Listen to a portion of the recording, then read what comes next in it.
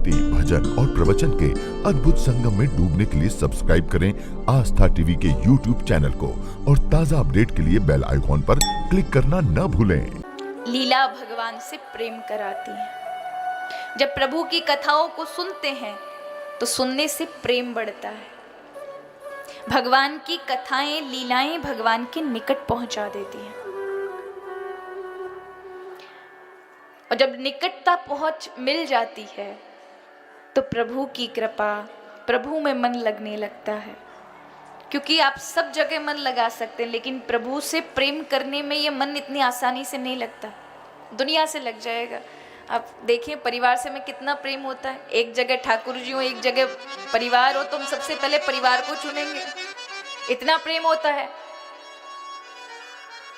लेकिन चुनने वाली यदि वस्तु है, अगर कोई चीज है तो वो परमात्मा है। अगर सचमुच पूछा जाए तो सत्यता तो यही है जो हमारे अंदर भीतर बैठा है। हम मंदिरों में बाहर जाते हैं, हमें लेके भी तो यही जाता है, यही परम तत्व लेके जाता है हमें। इस शरीर से हम भले ही 70 केजी के, हमारा जो वेट है, हमारा जो वजन है वो 70 होगा, 50 होगा, 80 होगा, लेकिन उसको इतनी छोटी सी सूक्ष्म आत्मा ही ढो रही है। वो हटी नहीं है, धड़ाम से जाके गिर जाएंगे। वही लेके चलती है। आज कथा में लेकर आई है, प्रभु की कथा सुनाने के लिए वही चेतन परम तत्व लेकर आ गए आपको यहां पर। लेकिन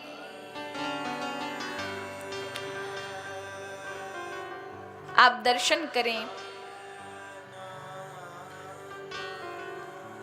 कि वही परम तत्व सामने मंदिर में विराजमान और वही आपके भीतर है। बाहर वाला पर्दा तो शायद पुजारी जी खोल देंगे और आपको दर्शन हो जाएगा, लेकिन अंदर वाला पर्दा जो है ना, वो कोई पुजारी जी नहीं खोलेंगे। वो केवल सत्संग खोलेगा, आपकी बुद्धि खोलेगी।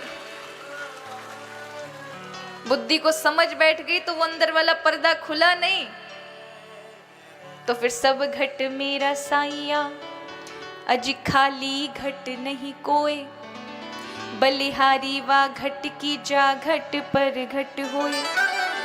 फिर सब जगह वही ठाकुर जी दिखाई पड़ेंगे।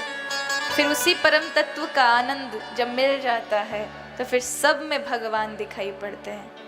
फिर तुलसीदास जी कह भी देते हैं, सिया राम में सब जग जानी, करहु प्रणाम जोरी जुग पानी।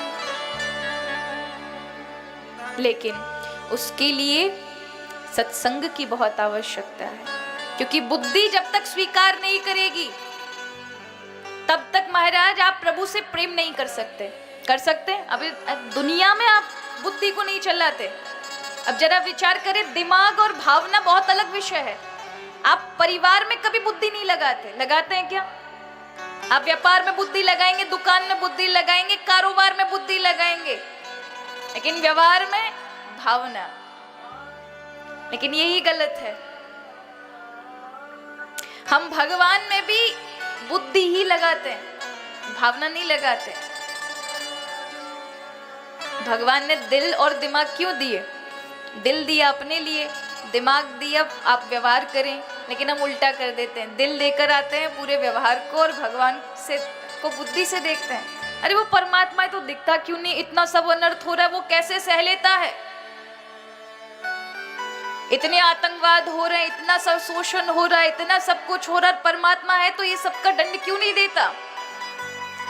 जब यहाँ एक समान कुछ है ही नहीं और व्यक्ति अपने कर्म प्रारब्ध के अनुसार पाप पुण्य करता है और उसका परिणाम भोगता है। अब जैसे आप हैं वैसे आपका पड़ोसी थोड़ा ना हो जाएगा।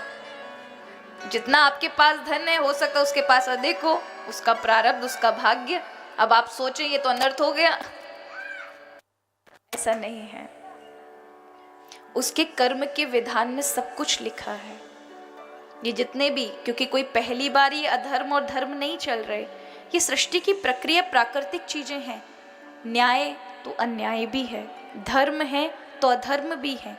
जहाँ दुख है वहाँ सुख भी है, जहाँ दिन है वहाँ रात भी है, जहाँ प्रकाश है वहाँ अंधकार भी है। आपको दो चीजें हमेशा मिलेगी, जहां संत है वहां चोर भी हैं। तो ये दो प्रवृत्ति वाली चीजें आपको हर जगह मिलेंगी, हर जगह। क्योंकि जैसा जैसा व्यक्ति का स्वभाव, जैसे जैसे कर्म के प्रभाव, मन के संस्कार, वैसा वैसा व्यक्ति का कर्म।